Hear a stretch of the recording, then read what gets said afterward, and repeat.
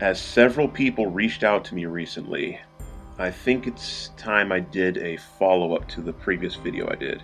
And don't worry, I promise this one will be more positive. So before I go any further, I wanted to say that everything that I said in the video before applies to me also, not just you. Now, I am also part of the problem. I will not deny that, and I have been for a long time. And I realize that I forgot to say that. And also, that being said, I'm not going to retract anything I said in the previous video either. So I've been thinking, do I really want the human race to die? Do I really not care if everybody dies? Or has my mental state too far devolved for me to care anymore? I thought about that, and I was at the grocery store, and as I was checking out, there was a young lady standing behind me, and I noticed that she was viewing pictures of her children. There were also families there that had their children. And like Jubilee, I have a heart for the children. I just can't help it. I may not have any of my own, and I may be biologically hardwired to make 1,000,001 of them, but I still care about the children and the future of the children. But if I did have children, it would be my biological imperative to protect them by the sword, even if it resulted in my own death. Now, I've seen people say, not only in my comment section, but even in TFM's Discord channel, that they would rather see the West die and have Islam take over because the West hates them because I'm a man or whatever. Now, I want you to think about this. The biggest reasons why black people fought in not only the Revolutionary War, but the Civil War as well as the Civil Rights Movement, even though they were fighting for a country that hated them, they fought because they knew that future generations would need to be freed from tyranny and oppression. So I can't say the same for you, but I was hated the day I was born, and I know that I'll be hated until the day I die. So what if they hate you? So freaking what? Now, if my ancestors had that mentality that you have, then life would suck for you even worse. But the West is full of cucks. It's not really worth saving, is it? Well, no, that's not really true. You see, the children are innocent. Like them, none of us chose to be born. And just like them, we are inheriting a huge mess from the baby boomers and before. But you're a meshy. Who cares about the children? We'll be dead by then anyway. If that's seriously your mentality, then frankly, I'm just going to call you a modern-day baby boomer and move on. So I understand that when the problem seems too big, it just doesn't seem like there's just any point in fighting at all, is there?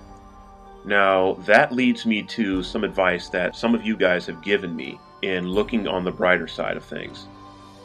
And speaking of looking on the brighter side of things, one of the things I like to do is watch Last Stand videos.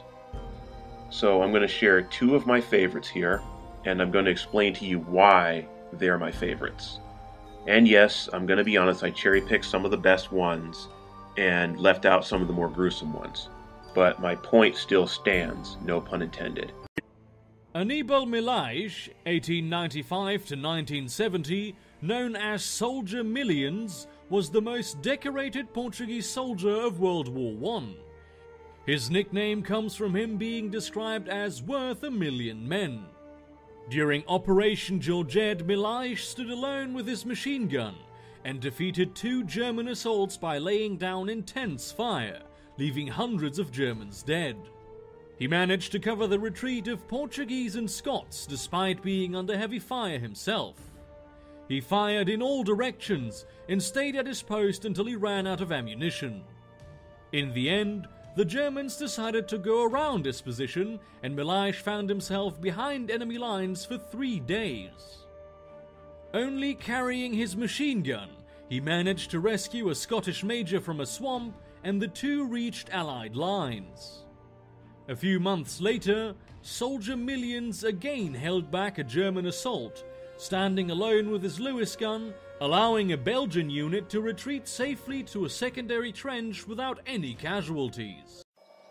Countless lives were saved by this one man, all because he didn't run.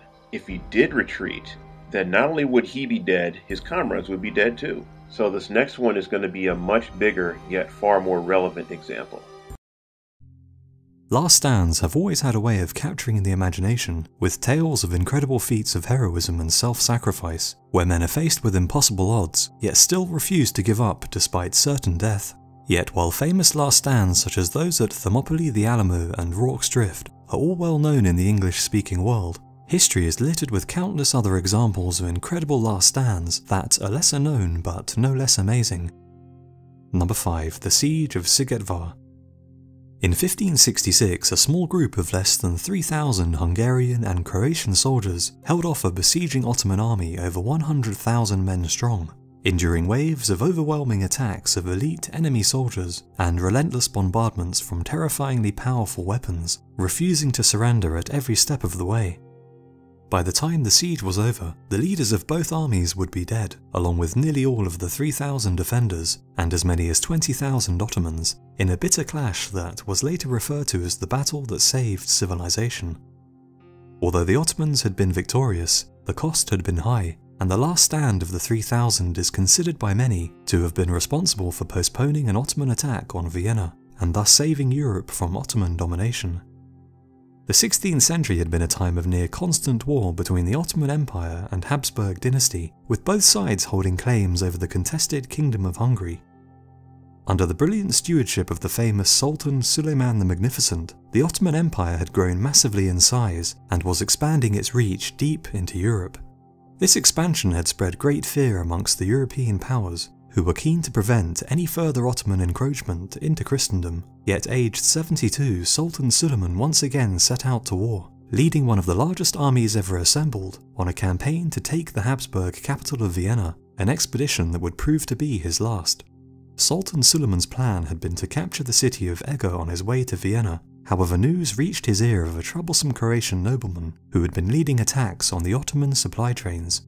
Count Nicola Zrinski was a wealthy landowner and seasoned soldier who operated out of his small fortress at Szigetvar, yet the 3,000 men he commanded were seen as no match for the Sultan's great army, and so the decision was made to first deal with this minor annoyance before continuing the march on Vienna. The Sultan surrounded Zrinski and his 3,000 defenders at the fortress of Szigetvar, expecting to easily remove this thorn from his side, yet despite being surrounded on all sides by an overwhelming force of at least 100,000 men, Zrinski refused Ottoman demands for his surrender, even though he was outnumbered by as much as 50 to 1, and must have known that there was no chance for victory. On August the 6th, the battle began, as Suleiman ordered his men to attack. Waves of Ottoman soldiers advanced on the fortress, only to be thrown back again and again by the defiant defenders, suffering heavy casualties with each failed assault. The layout of the fortress made breaking through difficult, with each section of the town divided by water, which was accessible only via narrow bridges, which made excellent choke points. Large-scale attacks consisting of tens of thousands of Ottoman foot soldiers were repeatedly sent against the defenders over the course of a bloody month of fighting. However, each time the attacks were repulsed. Yet with each victory, the defenders found their numbers dwindling, as more and more of them were cut down in the desperate fighting. As the siege began to draw to its inevitable end, the last few surviving defenders retreated into the old town under heavy cannon fire and prepared to make their final stand. The Sultan had been both enraged and impressed by the defiance and bravery of Zrinski and his men, even going so far as to offer the nobleman leadership of Croatia in exchange for his surrender, but the stubborn count sent no reply and continued to fight on. With the fortress walls reduced to rubble and much of the town aflame, the final all-out attack was planned. However, just as victory seemed certain, Suleiman died of natural causes in his tent. His passing was kept secret from the army for fear that they might give up the battle upon finding out the Sultan was dead, and even his personal physician was said to have been strangled so as to keep the secret. Despite the Sultan's death, commanders began the final attack. However, Zrinski still had some surprises up his sleeve. As the Ottoman army poured into the city, the defenders opened fire with a large hidden mortar which had been loaded with broken iron, killing 600 attackers squashed together as they crossed a narrow bridge. Zrinski then lit a burning fuse connected to 3,000 pounds of gunpowder, which was stored under the fortress, and led the remaining survivors on one last charge into the enemy, where he was cut down in a hail of arrows and bullets. The Ottomans dispatched the last defenders, and perhaps just as they began to celebrate the long-awaited victory, relieved that the siege was finally over, they received Zrinski's parting gift, as the gunpowder magazine exploded, killing another 3,000 Ottoman soldiers inside the fortress. Almost all of Zrinski's garrison had been wiped out, yet the siege had cost the Ottomans nearly 30,000 soldiers, crippling the Sultan's army and perhaps forcing him to abandon the planned push towards Vienna. Thanks to Zrinski's incredible last stand, Vienna had been saved, and it would be over a century before the Ottomans would threaten Central Europe again. Now, this is yet another reason why I love Hungary and its people. Remember World War I? Remember the Revolution of 1956? And even now, with the migrant crisis, when you mess with Hungarians, they push back. And bodies will be stacked. But more importantly, keep in mind who they were fighting. The Ottoman Empire. And if you ask me, the Ottoman Empire is not dead, it just simply changed forms. Now the purpose of this video is not to recruit you into a war or entice you into battle. It's to get you to consider the fact that you're not nearly as powerless as you think you are. Although we have a common goal, we lack the unification to carry out that common goal. And we're divided by fear. These men that I just showed you, they had no fear. They knew that their way of life was at stake, and they did not want to succumb to the Ottoman Empire or have Islam forced upon them. And keep in mind that I'm not anti-Islam, I am anti-Ottoman Empire 2.0. And those who just idly stand by and watch it happen are basically supporting it. Just like how a feminist that says, not all feminists are like that, are basically indirectly supporting their radicals by deflecting from the real issue. And for the record, I would gladly fight alongside of Muslims if it meant saving humanity. But for an Ottoman Empire 2.0, if you really support that, then you're my enemy. So now I'm going to circle back to the title of this video. Think about the children. Why does a parent defend their child with their life? It's because they love them. And usually someone who's willing to fight to the death for something means that they love it. Be it a nation, a friend, comrades, family, an ideology, a religion, you name it. Soldier Millions, he loved his country and he loved his men. And because of that, not only did his men make it out alive during those scenarios, but he also lived to see the end of the war, and he actually lived a full life too. Then the Hungarian and Croatian armies, they loved their country and their way of life so much that they were willing to die to protect it, even if it cost every last one of them their lives. And what happened? They succeeded. They held off the Ottoman Empire by themselves for 100 years. And yet it still baffles me how we don't love something enough to fight for it. So what I'm about to say next, I want people to be highly critical of it, and I would appreciate people comment in the comment section and tell me what they think. Because this is something I'm beginning to wonder about more and more, and I am open to being wrong about this, anecdotes and all. Now I understand that us as MGTOW are focused on self-preservation in a society that clearly doesn't care about us or our well-being as men. So we go our own way, do what we want, when we want, and how we want to, with nobody telling us what to do. And that's fine and all, I have nothing against that. But if there's something I've noticed about those who are fathers, as well as those who are serving in the military or have served in the military, they're more likely to be sacrificial and willing to die for something not only that they believe in, but to die for something or someone that they find precious and willing to protect. And I'm not saying that the difference between these two groups is the end-all be-all determining who's willing to sacrifice for what. It's just a correlation that I've noticed between those who have that level of responsibility and those who don't.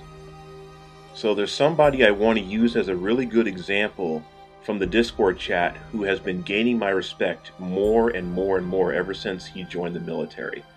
And his name is Anocare. For those of you who remember, I gave him a shout out once on the TFM show because he was leaving to go to boot camp. Now, during the last show, he pinged me this, and I want to read it to you guys. Going through boot camp has made me more hopeful for the future. My shipmates were a bunch of diverse backgrounds and races, but we forgot all that when the CC started beating our arses.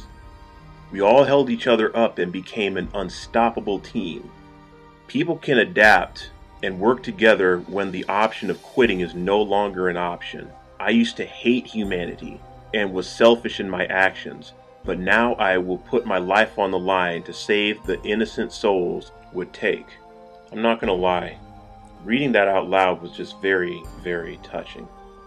And for those that know me well enough know that I do struggle with fatalism, and that is something that I am working to remove. It's just a little harder than I thought. So lately my mind has been filled with questions, such as, does love really make us stronger? Is love really our greatest strength? In the past I heard that so many times, and I never took it seriously until now, because now I'm actually starting to believe it. So with that being said, I wanted to thank everybody who's been reaching out to me and those who've been concerned about my mental state. Do I believe that we are finally going to one day rise up and do what needs to be done? Nah, I'm still not fully convinced of that yet. Not gonna lie, still seems hopeless to me. And only time will tell. But I still believe in this possibility, that for the 99 that may forsake wisdom, the one might take it to heart. Hence why I've chosen to continue. But please, please, think of the children. So the links to the videos where I got those Last Stand segments from, they'll be linked in the description for those who want to see the whole thing. So I'm finished, and I will see you guys later.